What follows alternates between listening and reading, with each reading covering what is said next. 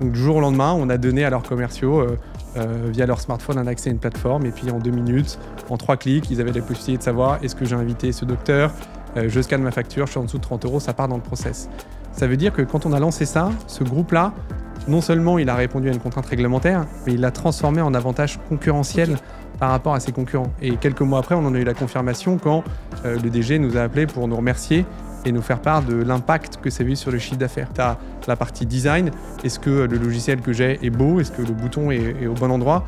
Regarde Facebook il y a 10 ans et Facebook aujourd'hui, c'est plus du tout la même chose. Ça a complètement évolué et c'est normal. Je pense que ce qu'on a fait avec la NSM, c'était un des plus grands moments de fierté de la boîte. Okay. Après plusieurs mois de discussion avec eux, on a réussi à développer un robot qui permet de déposer tes demandes de publicité sur le site de la NSM. C'était une reconnaissance du secteur et du régulateur qui était énorme pour nous.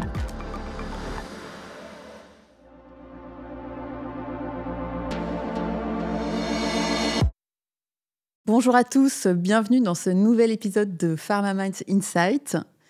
Aujourd'hui, on va parler de réglementaire parce que voilà, on est dans un contexte d'inflation réglementaire où il y a des normes qui s'ajoutent. Parfois, c'est un peu pénible pour les process de tous les jours.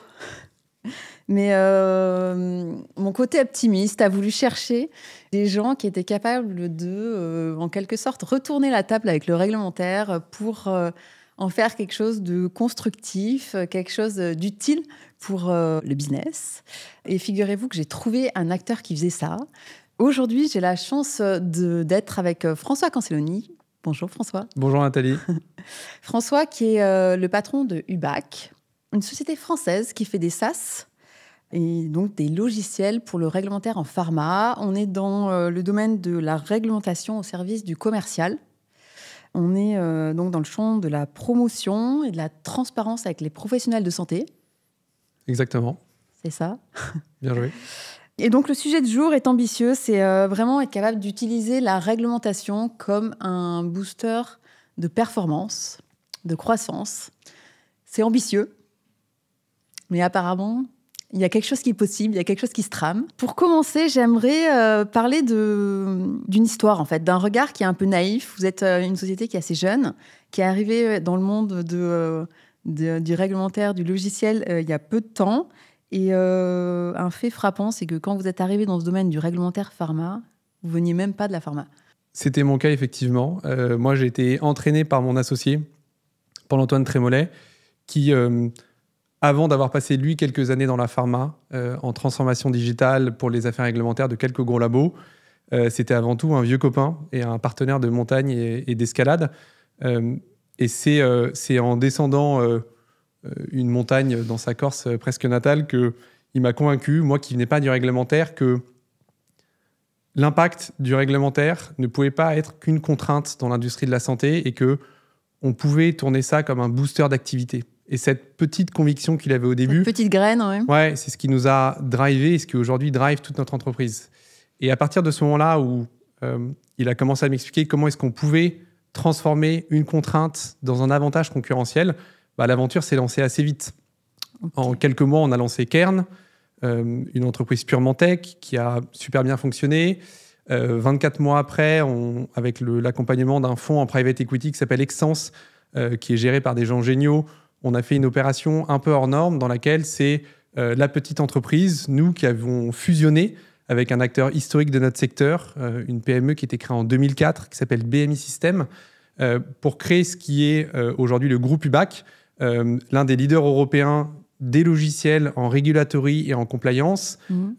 On est une entreprise française, mais hyper internationale. On accompagne une centaine de clients dans 70 pays. Et aujourd'hui, on est dédié à 100% aux industriels de la santé. On accompagne des labos pharma, des entreprises de dispositifs médicaux, mais aussi des entreprises de services comme les PSAD ou les distributeurs. Et on les aide à traiter 2 thématiques précises. La première chose, c'est comment est-ce qu'on valide des contenus promotionnels, environnementaux, avec un outil qui s'appelle DocPromo. Et la deuxième chose, c'est comment est-ce qu'on va venir automatiser et gérer tout ce qui est lié à la loi encadrement des avantages et à la transparence. Et tout ce qu'on fait sur ces outils, c'est vraiment dans l'optique de se dire comment je peux transformer une contrainte, comment j'utilise une contrainte et que j'en fais un avantage. Ok. Donc, c'est une aventure qui est récente, qui date d'il y a quelques années. Ce qui est fascinant, c'est qu'on part en fait d'un outil tech, mais en fait, on y répond quasiment avec de l'humain, avec des habitudes, ce que je trouve assez intéressant. C'est peut-être là que se cache un peu le secret. On est avant tout des éditeurs de tech, mais tout ce qu'on fait et la valeur de ce qu'on fait aujourd'hui, c'est l'impact qu'on va avoir dans le quotidien de nos clients. Je vais te parler ici de la loi encadrement des avantages. C'est un de nos 2 métiers. Aujourd'hui, les régulateurs, pour résumer rapidement, il a fait quelque chose d'assez simple. Il a interdit tous les octrois d'avantages entre un industriel de la santé et un professionnel de santé, sauf quelques exceptions. L'une de ces exceptions, c'est un truc qui s'appelle les impromptus. Les impromptus, c'est la possibilité pour un industriel de pouvoir inviter 2 fois par an un professionnel de santé à déjeuner pour un maximum de 30 €. Quand la loi est passée, la plupart des groupes ont décidé d'arrêter ces échanges informels, spontanés qu'il y avait sur l'industrie parce que c'était trop compliqué à suivre, il y avait beaucoup de paperasse, il y avait beaucoup de risques. T'imagines bien pour... Donc ça fait casser en fait toute la relation qu'on peut avoir. Ouais, en tout cas, ça l'a modifié. Ouais. Mais dans un contexte concurrentiel, t'imagines bien que quand tu coupes une relation spontanée entre un industriel et son prescripteur, forcément, ça a un impact. On a accompagné un de nos clients. Donc ça a pénalisé, en fait, c'est ça, certains petits groupes ou certaines entités qui avaient lâché ce morceau. Petits ou grands groupes. En l'occurrence, l'exemple auquel je pense, c'est un gros groupe pharma qui a plus de 300 personnes sur le terrain et qu'on a accompagné. Donc du jour au lendemain, on a donné à leurs commerciaux, via leur smartphone, un accès à une plateforme. Et puis en 2 minutes, en 3 clics, ils avaient la possibilité de savoir est-ce que j'ai invité ce docteur, je scanne ma facture, je suis en dessous de 30 €, ça part dans le process. Ça veut dire que quand on a lancé ça, ce groupe-là, non seulement il a répondu à une contrainte réglementaire, mais il l'a transformé en avantage concurrentiel par rapport à ses concurrents. Et quelques mois après, on en a eu la confirmation quand le DG nous a appelés pour nous remercier et nous faire part de l'impact que ça a eu sur le chiffre d'affaires. C'est exactement ce qu'on recherche, apporter de la tech et du process, mais au service du business, en mettant l'humain au cœur de ce qui se passe. Ok, donc ça permet de débloquer des situations business au service de la performance, pour piloter même la performance. Et à quel moment, en fait, j'aimerais comprendre en fait cette chose qui est un peu différente. À quel moment vous impliquez l'humain dans ce process en fait tech? Du début à la fin, nous, ce qu'on veut faire, c'est mettre le réglementaire au service de la performance. Il faut que le réglementaire soit au service de la performance. Je pense que pendant des années, les logiciels du réglementaire se sont cantonnés à des équipes réglementaires. On avait souvent des logiciels qui n'étaient pas franchement sexy, alors qu'aujourd'hui, avec les technologies de pointe qui peuvent exister sur le marché, avec l'intelligence artificielle qui vient pointer le bout de son nez partout, évidemment que nous, ce qu'on doit faire, c'est renforcer le réglementaire, mais on doit le faire à la faveur de la simplicité et de l'efficacité. Et ça, on le fait pas seulement en se connectant au réglementaire, mais en devenant ce que tu disais, un liant auprès des équipes de vente, auprès des équipes marketing, auprès des équipes de communication. C'est comme ça qu'on remet l'humain au cœur du process et qu'on peut avoir un modèle qui est efficace. Ok. Donc c'est à la fois de l'UX aussi, c'est être capable de faire en sorte que ça soit une plateforme qu'on a envie d'utiliser, qu'on ait envie de... Forcément, ouais, forcément. L'UX, donc l'expérience, le user experience, expérience utilisateur, ça se divise un peu en 2 catégories. Tu as la partie design. Est-ce que le logiciel que j'ai est beau? Est-ce que le bouton est au bon endroit? Regarde Facebook il y a 10 ans et Facebook aujourd'hui, c'est plus du tout la même chose. Ça a complètement évolué et c'est normal. Et le deuxième pendant, c'est comment est-ce que je vais naviguer dans cet environnement? Est-ce que ma prochaine étape, elle est facile à aller trouver? Est-ce que c'est un clic ou c'est 3 clics? Ça, l'UX, c'est la garantie de l'adhésion des équipes. Et tu vois, chez nous, on a plus de 50% de nos effectifs qui sont des gens qui bossent au produit ou à la tech. Ok, pour résoudre ces solutions. Donc, je reviens aussi quand même sur les enjeux tech. Il y a des enjeux de sécurité, parce que forcément, il faut que ce soit des systèmes robustes. Comment vous accompagnez vos clients déjà là-dessus, ou comment vous gérez ça? Les questions de sécurité, quand tu as un éditeur de logiciel, c'est primordial. Quand tu as un éditeur de logiciel dans la santé, c'est le cœur de ton réacteur. Évidemment, on met tout en place. Une petite stat, mais qui est intéressante. L'année dernière, en France, il y a eu 1050 cyberattaques par jour. Ça veut dire qu'il y a une cyberattaque par minute en France et ça a touché une entreprise sur 2.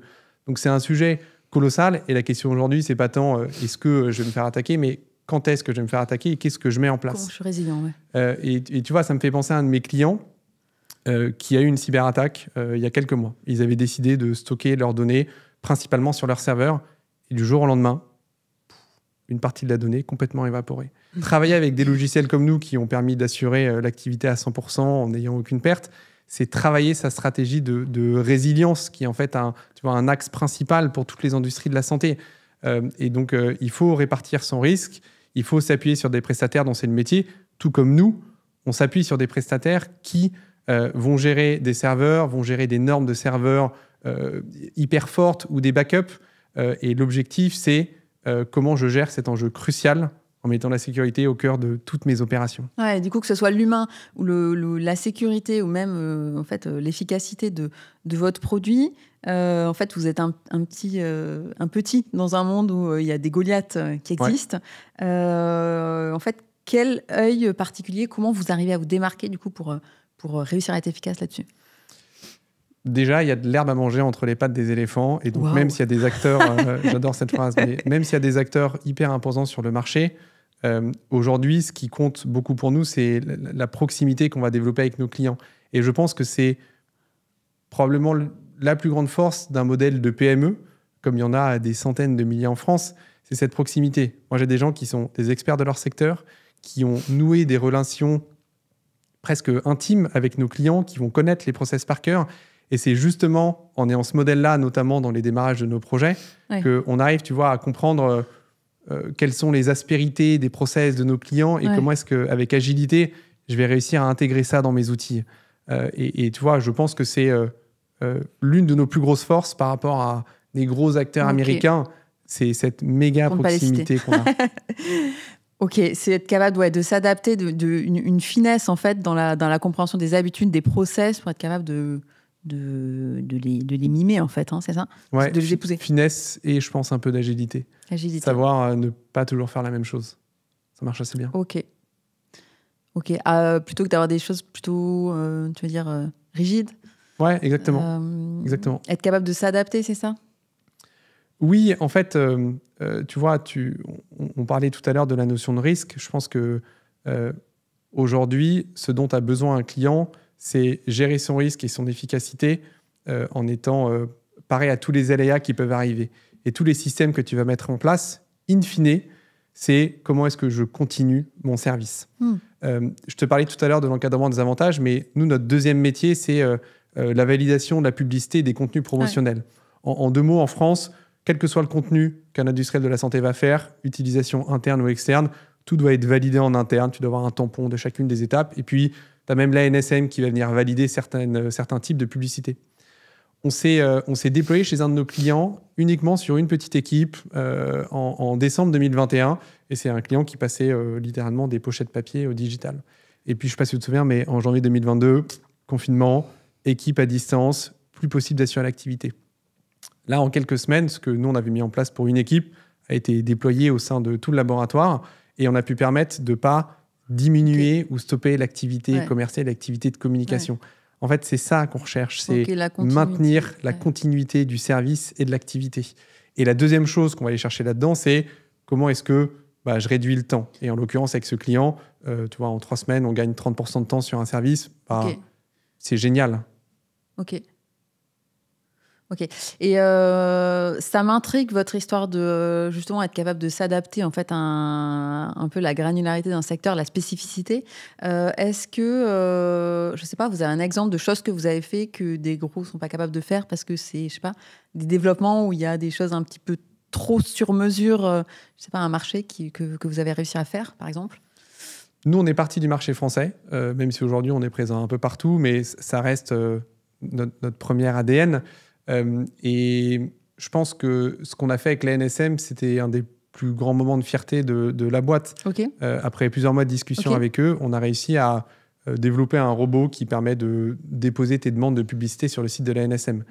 C'était une reconnaissance du secteur et du régulateur qui était énorme pour nous, qu'on a fait aujourd'hui en exclusivité. On est les seuls au monde à faire ça.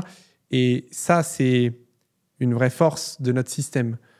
Et en plus de ça, ce genre d'exemple, permet chez nous de montrer un peu comment est-ce que... quel est le cercle vertueux qu'on essaie de mettre chez nos clients. C'est né, par exemple, parce que vous avez en fait remarqué qu'il y avait un goulot d'étranglement à ce niveau ou... Oui, tout à fait. Et c'est ce qu'on essaie d'opérer dans plein d'autres secteurs. Mais nous, on regarde des process et on essaie de se dire comment est-ce que je le rends conforme. C'est ma première brique. Ouais. Deuxièmement, comment est-ce que je peux rendre ce process plus efficace? Qu'est-ce que je vais venir diminuer comme temps? En l'occurrence, sur la NSM, avant, je mettais 45 minutes pour déposer mon dossier. Ouais. Maintenant, je mets 5 minutes. Et la dernière chose, c'est comment est-ce que je viens l'intégrer dans le quotidien. Et quand tu relis ces 3 choses-là, bien illustrées par la NSM, plutôt que de faire un copier-coller, ma donnée est automatique, j'ai pas de risque, ça prend pas 45 mais 5 minutes, et tous mes utilisateurs le font de manière simple. En fait, là, j'entre dans le cercle vertueux de ce qu'on veut apporter au marché, à notre industrie. Merci François, c'était hyper intéressant de comprendre en fait comment à la fois un petit acteur ultra agile et avec des idées fraîches permet d'apporter de la souplesse, du lien et bien sûr au service de la performance. Si nos auditeurs ont des questions à te poser, où est-ce que tu veux les rediriger? On a un site internet www.ubac.io. Ouais. J'ai aussi un LinkedIn, François Cancelloni. L'un ou l'autre ou les deux, je suis ravi de pouvoir échanger avec eux. Merci, ça nous montre qu'on voit que quand on saisit l'opportunité de transformer la réglementation en véritable atout stratégique, en fait, on dépasse le réglementaire, la qualité, la compliance, mais on peut se tourner aussi vers le marketing, les ventes. Merci à toi. Merci Nathalie.